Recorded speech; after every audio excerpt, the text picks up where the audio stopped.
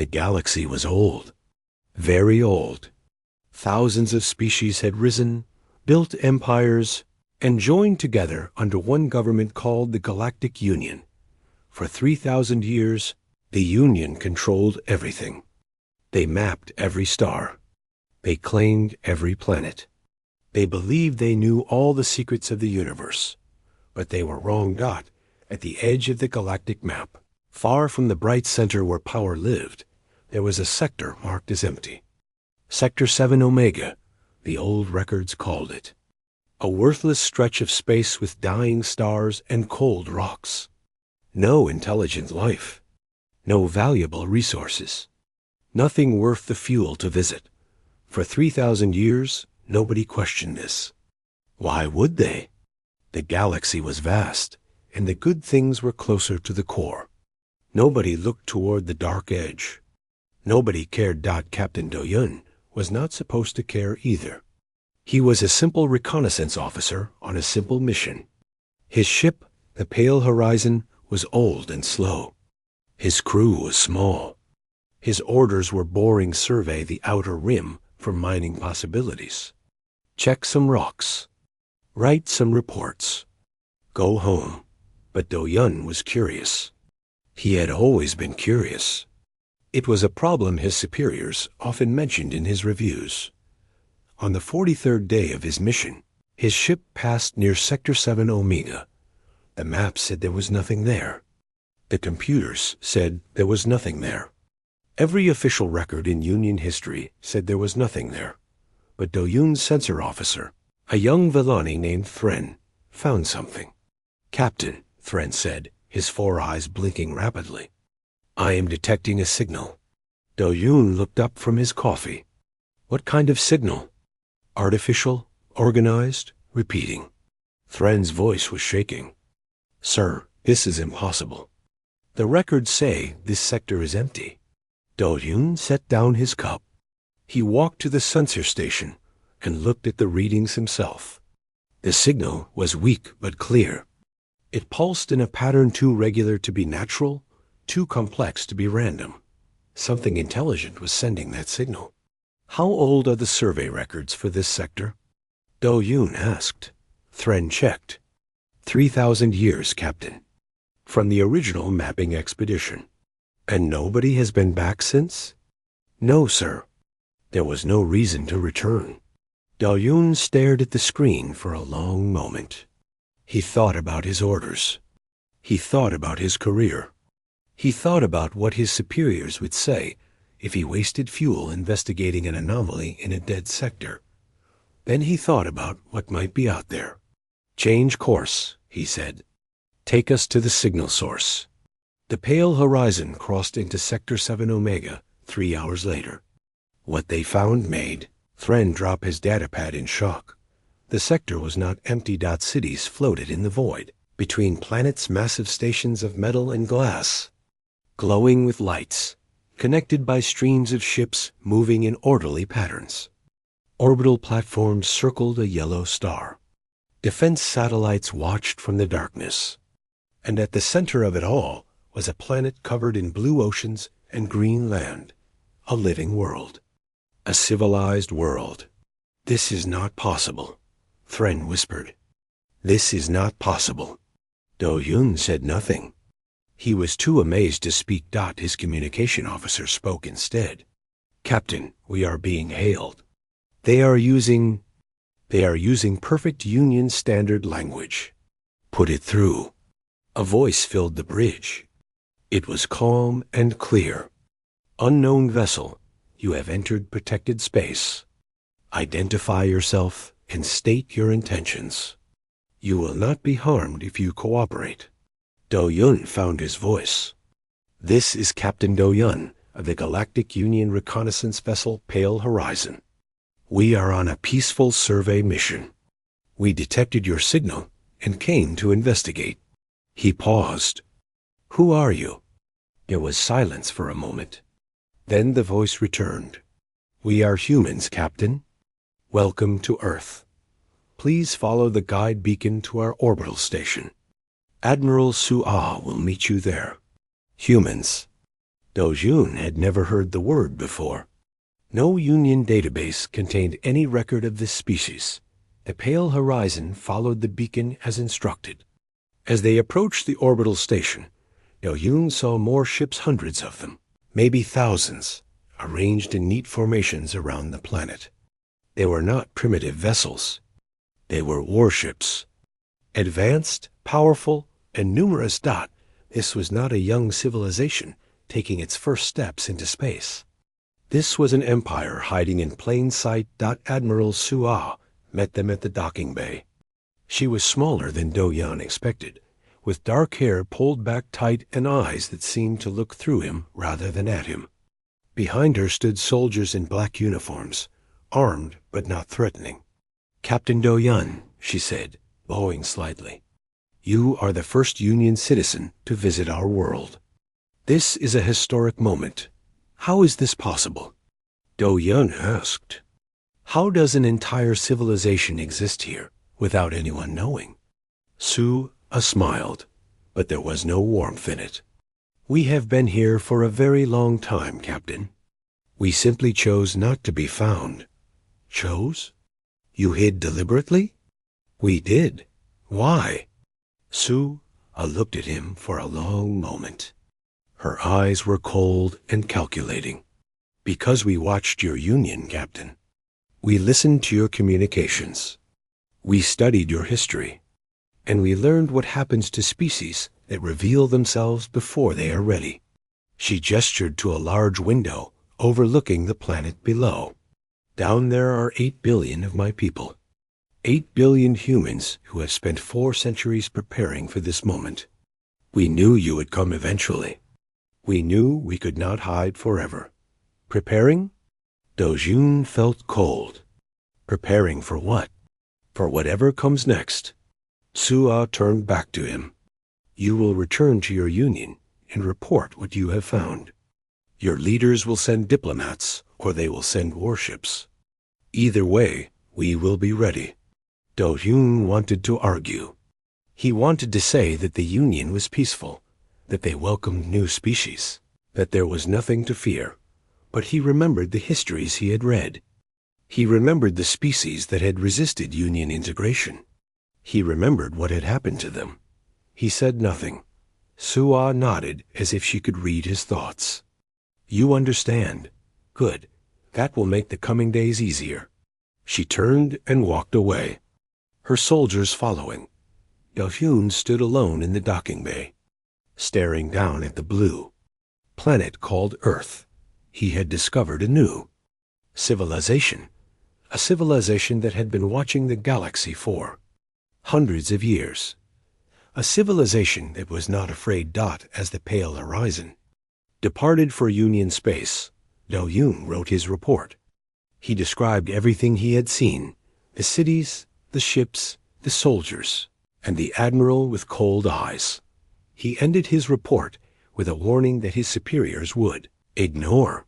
"These humans are not primitives. They are not accidents. They have been preparing for us. I recommend extreme caution in all future dealings." The warning was ignored. It would cost the Union everything. The news spread across the galaxy like fire. A new species had been discovered at the edge of the map. They called themselves humans. They had ships and cities and technology that rivaled the Union itself. And they had been hiding for centuries. The Galactic Union High Council met in emergency session. 27 species representatives sat in the great circular chamber, arguing and shouting and demanding answers. How had this happened? How had an entire civilization grown in secret? What did these humans want? Were they dangerous? The council needed answers. They needed someone to go to Earth and learn the truth. Ambassador Kellen was chosen for this mission. He was the Union's finest diplomat, patient, intelligent, and skilled at reading other species. He had negotiated treaties with 17 different civilizations. He had ended wars with words alone. If anyone could understand these mysterious humans, it was him. Kellen arrived at Earth expecting to find primitives who had gotten lucky. Perhaps they had found ancient technology from a dead civilization. Perhaps they had developed quickly but lacked real depth. Either way, he was confident he could bring them into the Union. Peacefully. He was wrong about everything. Director Tayo met him at the orbital station. He was a thin man with gray hair and glasses, dressed in simple clothes. He looked more like a professor than a government official. But his eyes were sharp, and he smiled like someone who knew a secret. Ambassador Kellen, Tayo said warmly. Welcome to humanity. We have been expecting you. You have been expecting many things, it seems, Kellen replied carefully. I have many questions. I am sure you do. Please follow me. We have prepared a presentation. Kellen followed Tayo through clean white corridors into a large room filled with screens and holographic displays. Several humans waited there, including a woman introduced as Dr. Myray, head of HFY Story. Kellen did not know what HFY Story meant, but he would learn soon. Let us begin with your first question, Tayo said, sitting down across from Kellen. How did we develop without detection? Yes, your technology is advanced. Your population is large. The energy signatures alone should have been visible across half the sector. Tayo nodded. We learned to hide them. 400 years ago, we detected our first alien signals. Your signals. Union communications, Union broadcasts, Union data. We spent decades decoding everything. You intercepted our communications? We did, and once we understood what we were hearing, we realized we had a choice. We could reveal ourselves and hope for friendship, or we could stay hidden and prepare for something worse. Kellen frowned. The Union welcomes new species. We offer protection, trade, technology. You offer absorption, Dr. Myray interrupted. Her voice was cold. We know exactly what you offer. We have studied your history very carefully. She activated the holographic display. Images filled the room. Planets, species. Dates. The Korath, Myray said, discovered 600 years ago. A peaceful agricultural species with beautiful art and poetry. They joined your union willingly. She pressed a button. The image changed to a barren, strip-mined world. This is their planet now. Their population was relocated to work camps. Their culture was erased. They exist only as cheap labor. Kellen shifted uncomfortably. The Korath integration was ... complicated. There were economic factors. The Irani, Myray continued, ignoring him. Another image appeared. Tall, graceful beings with silver skin. They refused full integration. They wanted to maintain their independence, their traditions. Your council declared them culturally incompatible. The image changed to show crowded camps on a frozen moon. 8 billion Irani now live in reservation zones. They are not allowed to leave. They are not allowed to breed without permission. They are dying. That decision was made before my time, Kellen said quietly. I do not agree with everything the council has done. The Veth. Murray's voice was like ice. The display showed insect-like creatures building vast hive cities. They refused to pay tribute to the Union. They said their resources belonged to their children, not to foreign powers. The image changed one final time. A planet cracked and burning. Debris floating in space. Nothing alive. The Union fleet bombarded their world for 3 days, Myray said. Every Veth died. 18 billion intelligent beings. Gone. The official record calls it a necessary measure for galactic stability. The room was silent. Kellen could not speak. He knew these histories. Everyone in the Union knew them, buried in old files and forgotten databases. But hearing them spoken aloud, seeing the images, made them real in a way they had never been before. You understand now, Tayo said softly. We watched your union for 400 years. We saw what you do to species that are weak. We saw what you do to species that resist. And we decided that humanity would not suffer the same fate. We did not hide because we were afraid, Dr. Myray added. We hid because we needed time. Time to grow. Time to learn. Time to build. Build what? Kellen asked, though he feared the answer. Tai-O stood and walked to the window. Outside, human warships moved in formation, hundreds of them, sleek and deadly. We built a civilization that cannot be conquered, he said. We built technology that your scientists have never imagined. We built weapons that can break your fleets like toys. He turned back to Kellen. And we built something else. Something more important. What? Knowledge. Tai-O smiled. We know everything about you, Ambassador. We know your communication codes. We know your weapon systems. We know your shield frequencies. We know the names of your council members and the scandals they hide. We know which admirals are corrupt and which generals are incompetent. He leaned forward.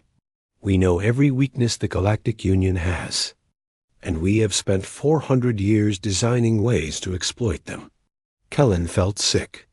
This was not a primitive species hoping for mercy.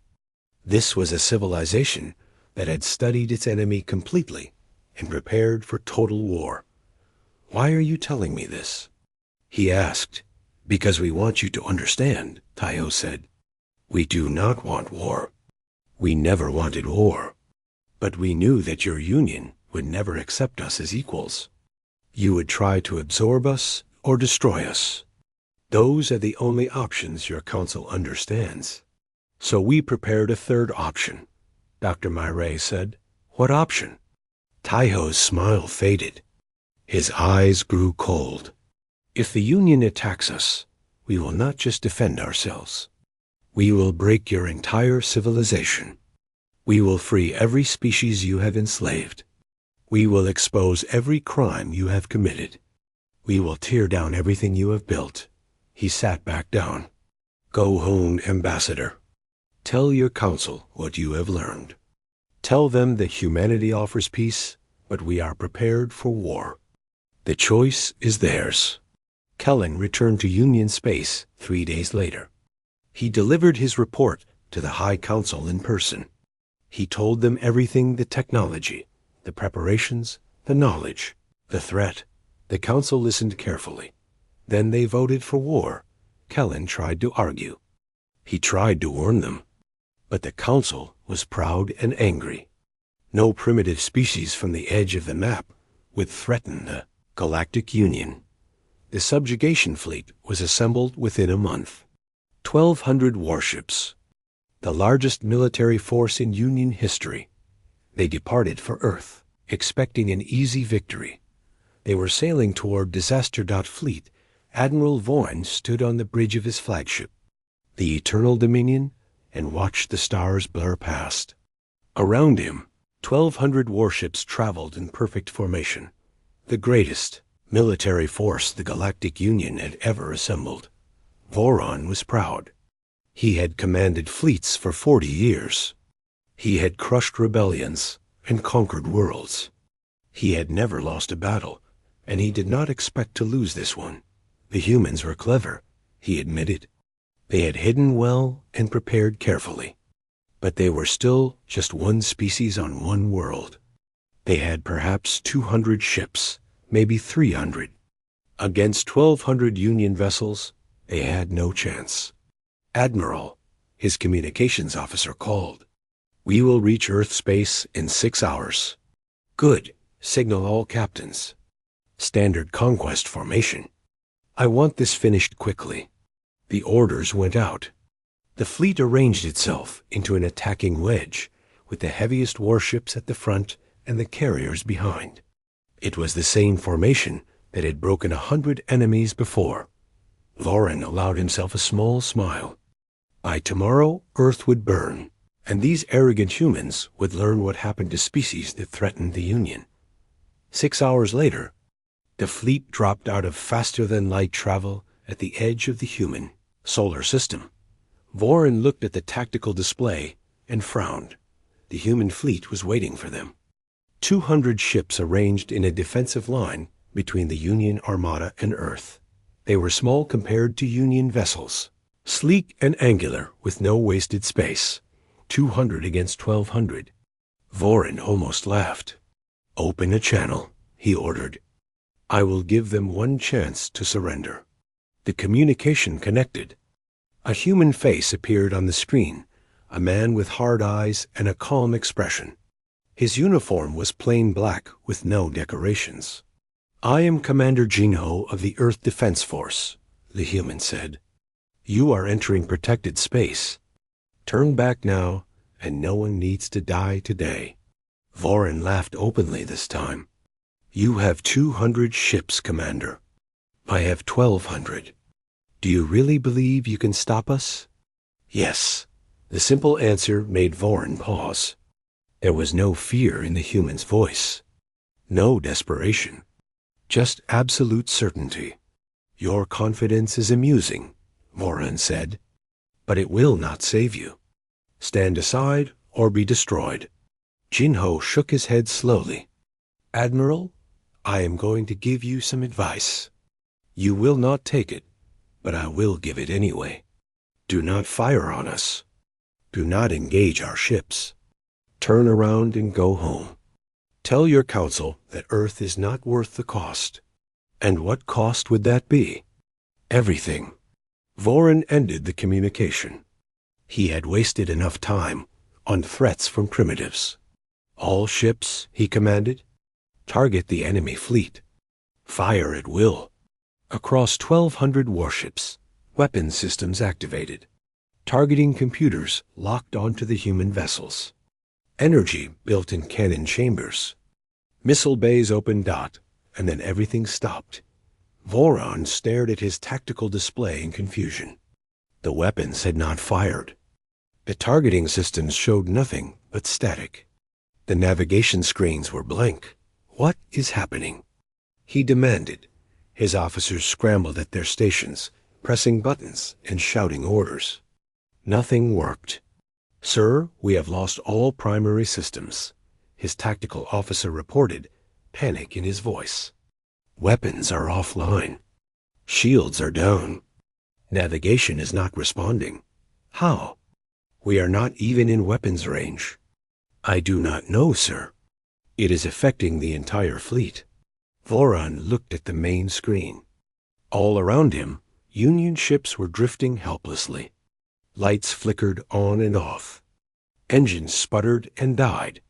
The great armada that had left port so proudly was now floating dead in space.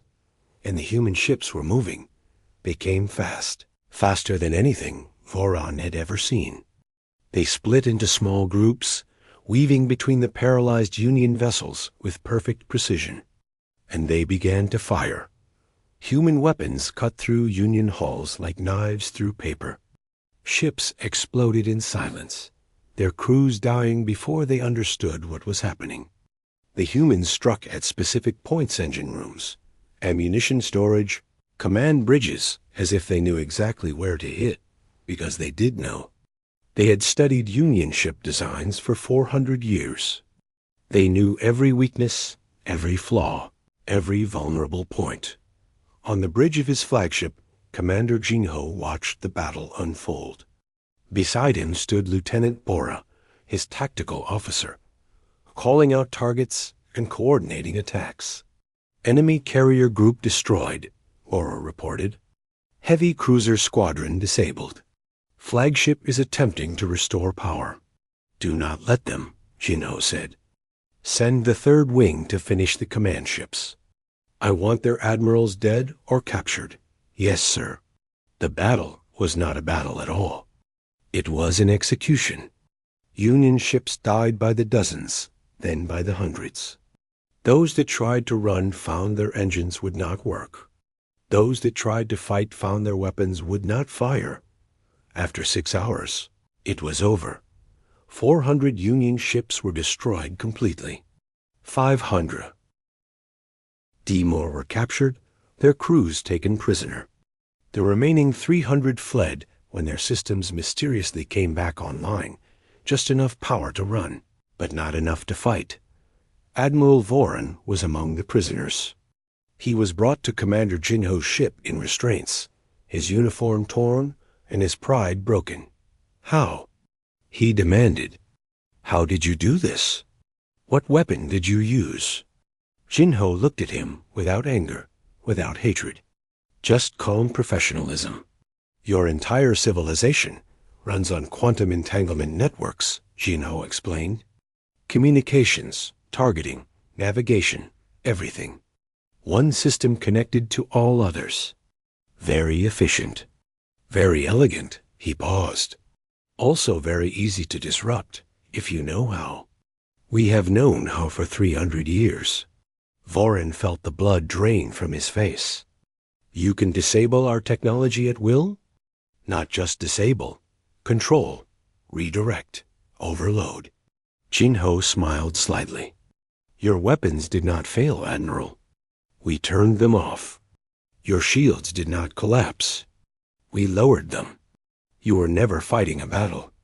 You were walking into a trap. This is impossible. This is 400 years of preparation. Jinho turned away. Take him to the holding cells. He will be valuable for negotiations. Guards led the broken admiral away. Lieutenant Bora approached Jinho as he stood at the window, watching rescue ships collect escape pods from destroyed vessels. They will come back, she said quietly, with more ships, more weapons. They will not make the same mistakes twice. I know. Jinho's face was tired. That is what we are counting on. Counting on? Sir, we won today, but we cannot fight the entire galaxy. We do not have to fight them, Lieutenant. Jinho looked at her. We just have to show them the truth. We have to show everyone the truth. That is the real weapon, not our ships, not our technology. Information. He turned back to the window. This battle was just the beginning. The real war has not started yet. When it does, we will not be fighting with guns and missiles.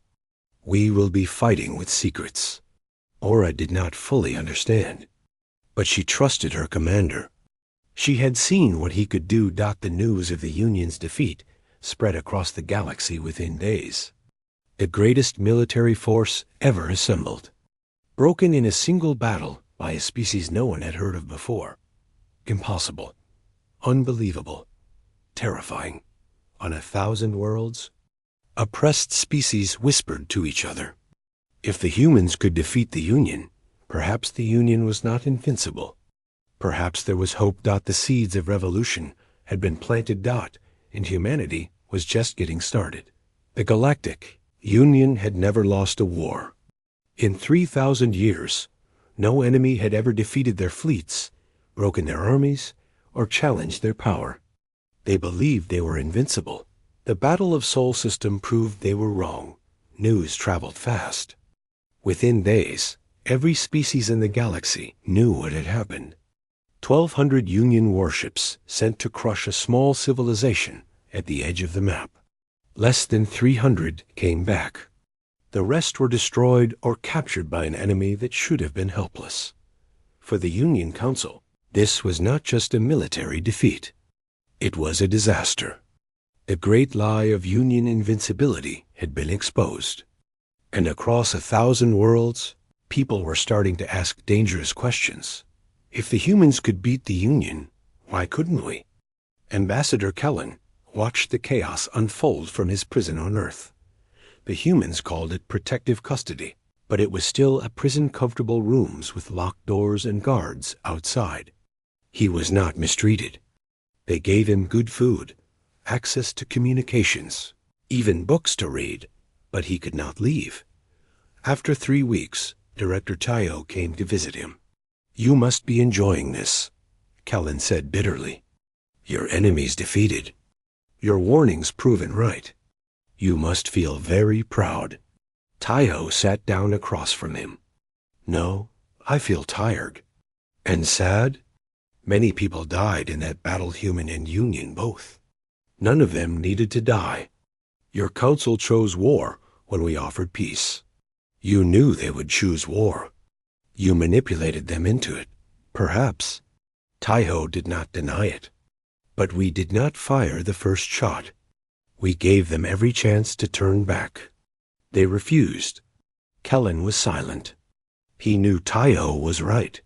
The council's pride and arrogance had led them into the trap. The humans had simply let them walk into it. What happens now? Kellen asked. Now your council will send a larger fleet. They have no choice. They must prove they are still strong, still in control. If they show weakness, their empire will collapse. And you will destroy that fleet too? If we must. Taiho's voice was heavy. But we are hoping for a different outcome. What outcome? Taiho stood and walked to the window. Outside, ships moved between orbital stations, human ships, busy with preparations Kellen could not understand. Come with me, Taiho said. I want to show you something. He led Kellen through corridors and elevators to a large research facility deep inside the station. Scientists worked at dozens of stations, analyzing data and running simulations. At the center of the room stood a woman with short gray hair and sharp eyes. Ambassador Kellen, Taiho said, this is Dr. Yuna, Chief of Advanced Research. She designed the technology that disabled your fleet. Yuna nodded at Kellen without warmth. Ambassador, how? Kellen asked. How did you do it? Our systems are protected by encryption that would take centuries to break. Our networks are isolated. There is no way you could have. There is always a way, Yuna interrupted. Your quantum entanglement networks are very advanced. They allow instant communication across any distance. Very useful. But they all share a fundamental flaw. She activated a holographic display. Complex diagrams appeared, wave patterns, mathematical equations, technical specifications. Quantum entanglement depends on precise harmonic resonance. Disrupt that resonance, and the entire network fails. Your scientists discovered this possibility 2,000 years ago. They dismissed it as theoretical impossible to achieve in practice. But you achieved it. We had 400 years to work on it. Yuna smiled slightly. Plenty of time to solve impossible problems. Kellen stared at the diagrams. His mind was racing, trying to understand the implications. You can disable any Union technology at will. Our ships, our communications, our defense systems, all of it is vulnerable. Yes. Then why tell me? Why show me your weapon? Because it is not our weapon, Taiho said from behind him. Not anymore. Kellen turned. What do you mean? Taiho walked to another display and activated it. This one showed data files, thousands of them, organized into categories. This is our real weapon, Ambassador. Not technology. Information. For 400 years, we have been collecting everything. Union military codes, communication transcripts, financial records, political secrets. He scrolled through the files. Names appeared: council members, admirals, governors. Dates and locations. Records of meetings, transactions, orders. We know about the Korath slave camps. We know about the Orani sterilization programs. We know about the Veth extermination order and who signed it. Taiho's voice was cold. We know about the bribes, the corruption, the secret deals. We know about the species that were destroyed quietly, without anyone knowing. We know everything. Kellen felt dizzy. If you released this information, your union would collapse. Not from military defeat, but from the truth. Every oppressed species would learn what was done to them and why. Every lie would be exposed. Every crime would be revealed. The room was silent. Dr. Yuna spoke. We do not want to destroy your civilization, Ambassador. We want to change it. The species of this galaxy deserve freedom. They deserve truth. They deserve leaders who protect them instead of exploit them. You would tear apart everything, Kellen whispered. Billions would die in the chaos. Billions have already died, Taihea replied. Billions more will die if nothing changes. The Union is built on slavery and genocide. It cannot continue. It must not continue. He deactivated the displays and faced Kellen directly. Your council is gathering a new fleet. 7,000 ships, they say. The largest armada in history. They will send it to destroy us. You cannot defeat 7,000 ships. No, probably not. Tai-Ho admitted this calmly. But we do not have to defeat them. We just have to survive long enough to broadcast. Broadcast? Everything. Every secret. Every crime. Every piece of evidence we have collected. We will send it to every world in the galaxy simultaneously. We will show everyone what the Union really is. A door opened behind them. A tall man in military uniform entered General Sun Wu, commander of Earth's ground forces. His face was hard, and his eyes showed no mercy. The transmission arrays are ready, Sun Wu reported. We can broadcast to 90% of the galaxy on your order. Good. Tai-Ho turned back to Kellen. You asked why we are showing you this. It is because you have a choice. A choice? Go back to your council. Tell them what you have learned. Tell them that we do not want war, but we are prepared for truth. If they attack us, we will not just fight. We will reveal everything. Their fleet will arrive to find a galaxy already in revolt. Sun Wu stepped forward. Or they can choose peace. Real peace. Not conquest disguised as friendship, but genuine cooperation between equals. We will share our technology. We will help rebuild what was destroyed. We will work together for a better future. But that choice is theirs, Tai-Ho finished. We have done everything we can. The rest is up to them. Cullen looked at the three humans, the director, the scientist, the general. They had built something remarkable. Not just weapons and ships, but a plan to change the galaxy itself. They had turned information into power, secrets into weapons, truth into hope. They will not listen, Kellen said quietly. The council is proud. They would rather die than admit they were wrong. Probably, Tai-Ho agreed. But we had to try. Everyone deserves a chance to choose differently. Kellen was returned to Union space the next day. He stood before the High Council and delivered humanity's message. He begged them to consider peace. He warned them about the consequences of war. Council listened politely. Then they ordered the 7,000 to depart for Earth. Immediately, Kellen watched them go with tears in his eyes.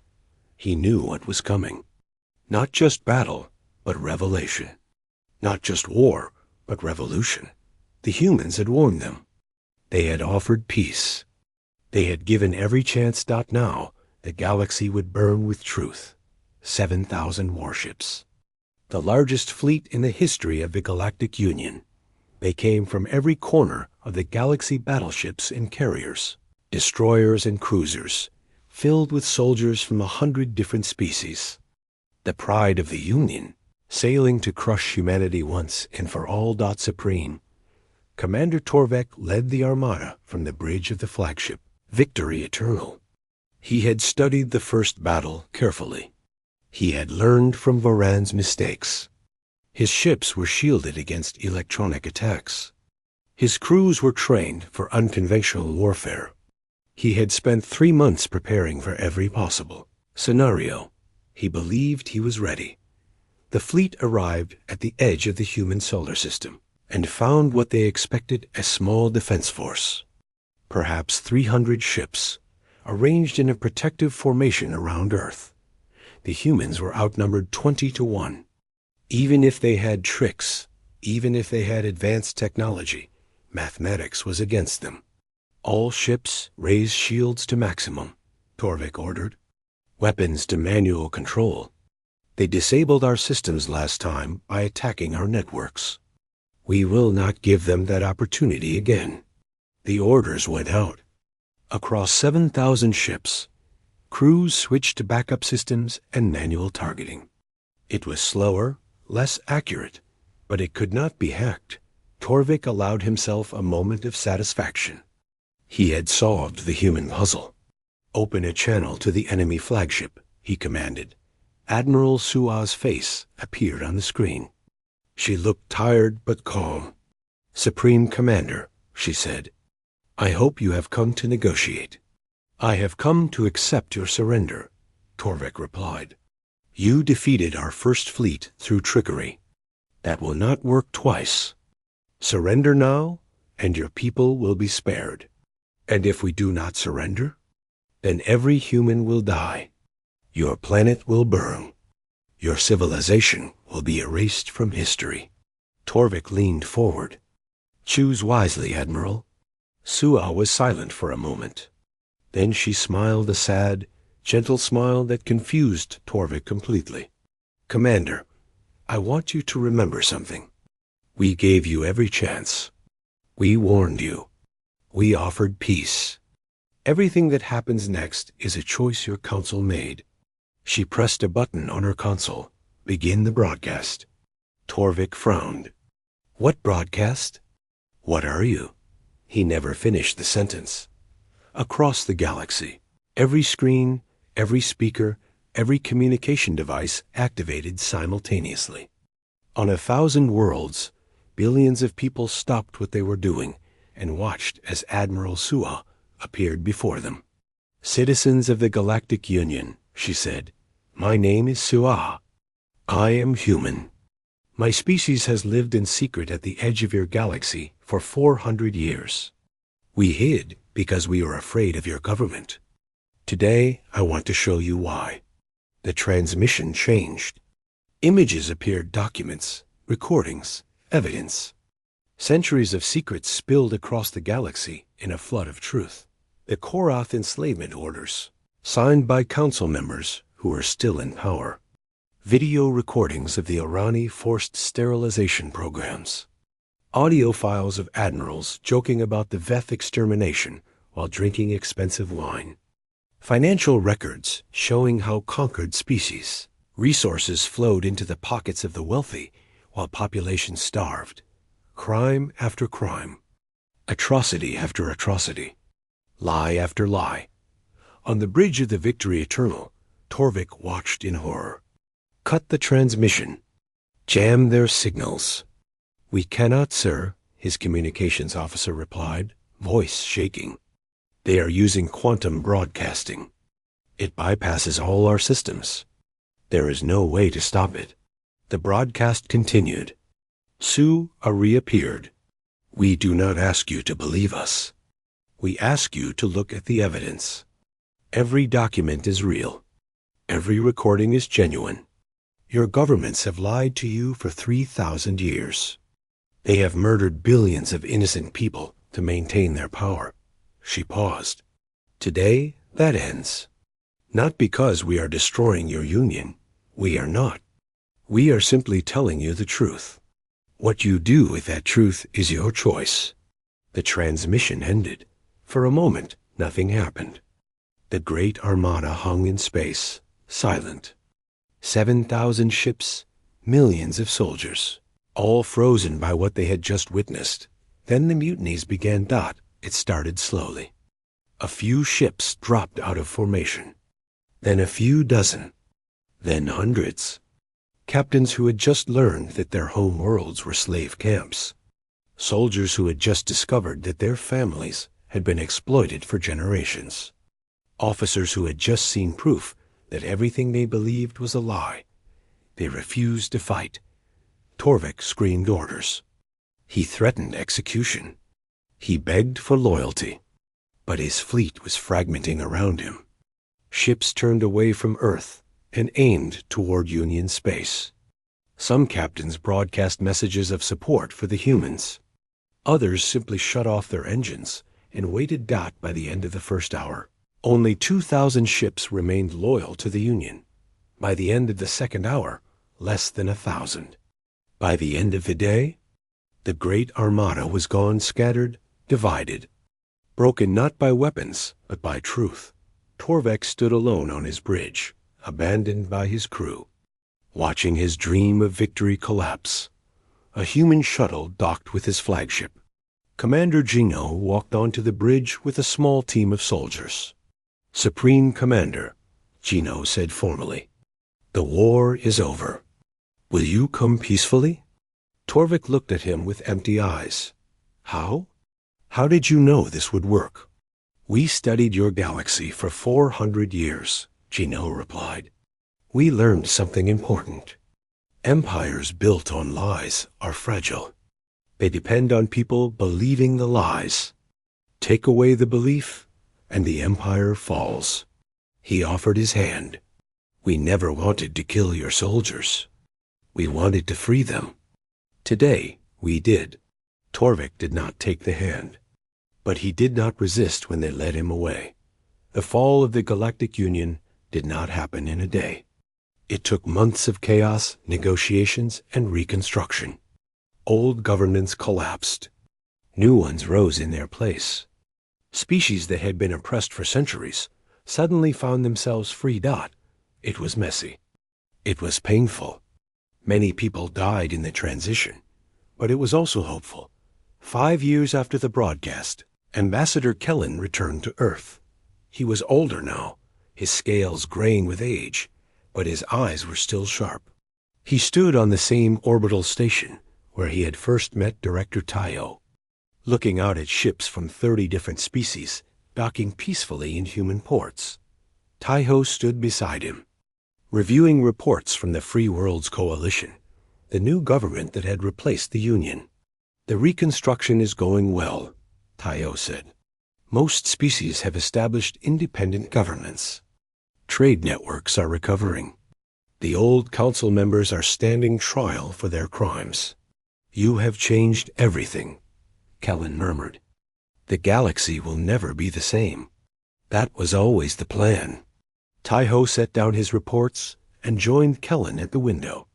"Humanity spent centuries at the edge of the map, forgotten and ignored. We used that time to become something the galaxy had never seen before." "What is that?" "Witnesses." Tayo smiled. "Not conquerors who use power to dominate others. Not victims who wait for rescue.